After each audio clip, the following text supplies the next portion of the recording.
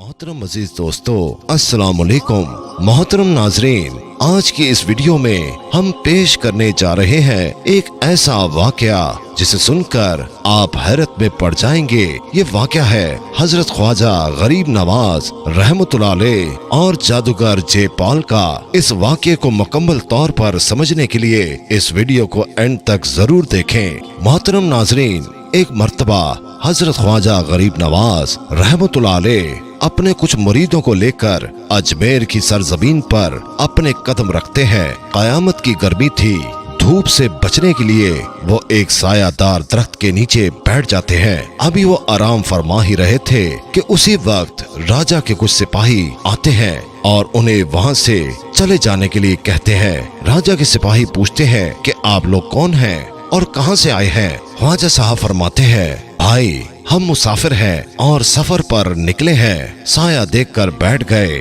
सिपाही कहते हैं, आप लोगों को मालूम नहीं है कि राजा के यहाँ ऊंट बैठते हैं, आप जाइए यहाँ से। ख्वाजा साहब फरमाते हैं, भाई इतना बड़ा जंगल है, राजा साहब के ऊंट तो कहीं भी बैठ सकते हैं। सिपाही कहते हैं, ऐसा नहीं हो सकता, आप लोग यहाँ से चले जाइए, राजा के ऊंट यहीं बैठेंगे तो यहीं बैठेंगे, सुना आपने। ख्वाजा साहब फरमाते हैं, भाई अब यहाँ पर राजा के ऊंट ही बैठेंगे।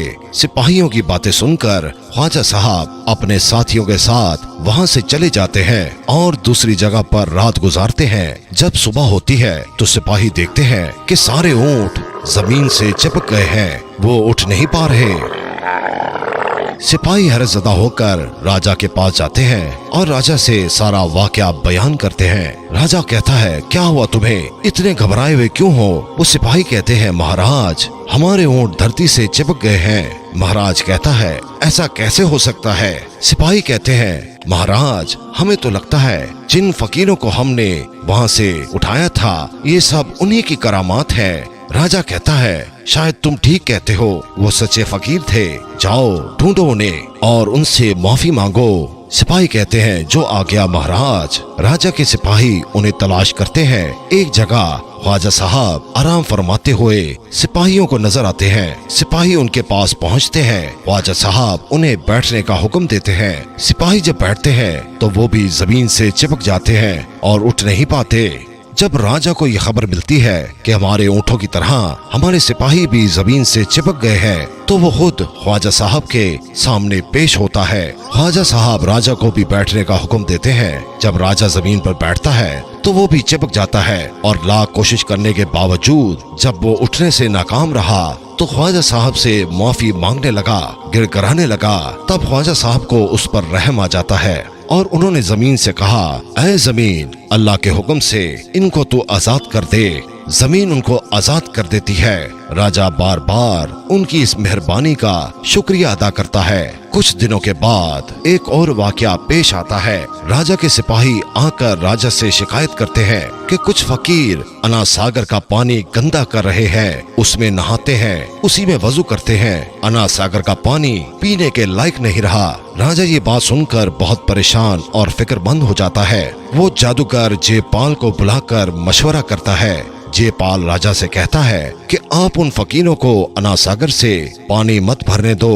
राजा ऐलान कर देता है कि उन फकीरों को तालाब के करीब भी न आने दिया जाए। ख्वाजा साहब अपने मुरीद को कहते हैं कि जाओ और इस कासे में तालाब से पानी भर लाओ। मुरीद कासा लेकर तालाब पर पहुंचता है। राजा के सिपाही उसे पानी लेने से मना कर देते हैं। वो मुरीद कहता है, ऐ भाई हमें एक कासा पानी भरने दो। सिपाही कहते हैं कि राजा साहब का हुक्म है कि अना सागर से पानी नहीं भरने दिया जाएगा।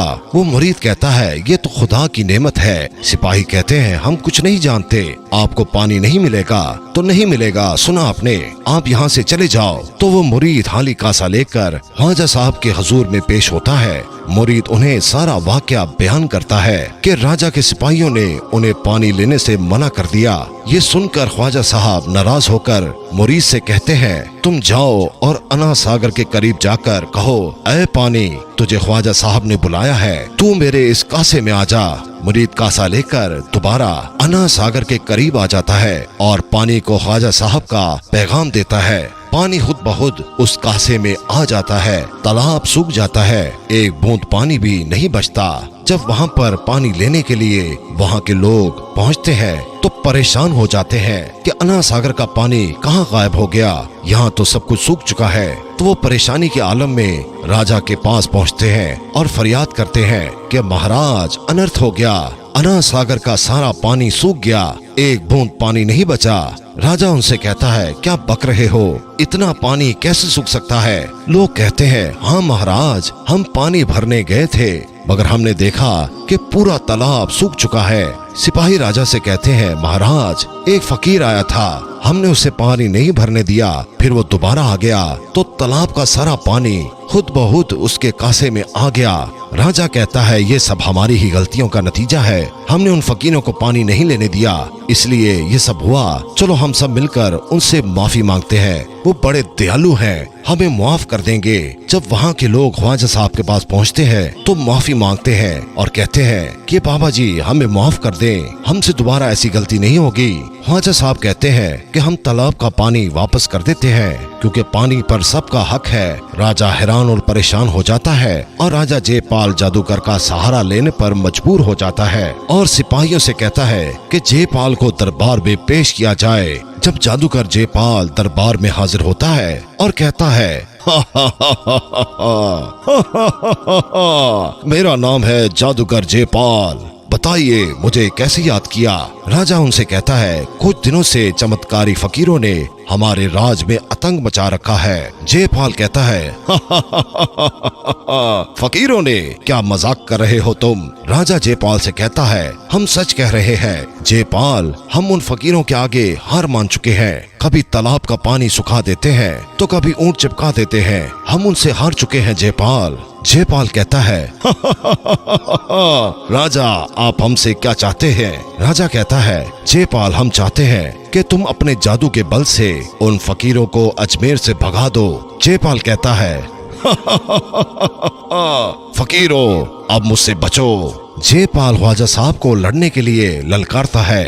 ख्वाजा साहब अपने साथियों से कहते हैं कि तुम सभी इस गोल दायरे के अंदर आ जाओ, हर मुसीबत से महफूज रहोगे।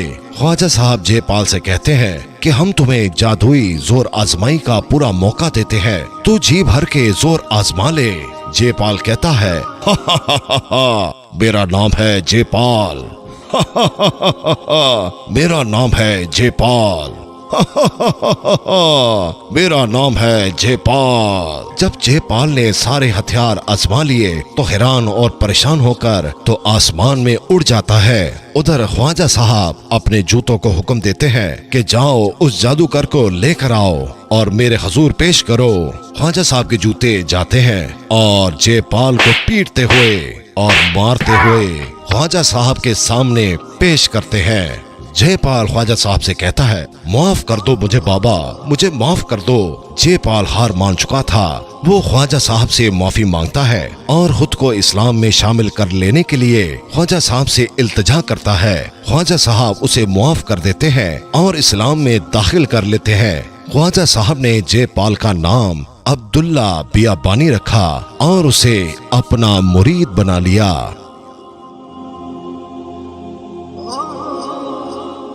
मोहतरम अजीज दोस्तों, अस्सलाम वालेकुम। मोहतरम नाजरीन, आज की इस वीडियो में हम पेश करने जा रहे हैं एक ऐसा वाकया जिसे सुनकर आप हैरत में पड़ जाएंगे। ये वाकया है हजरत ख्वाजा गरीब नवाज रहमतुल्लाह अलैह और जादूगर जयपाल का।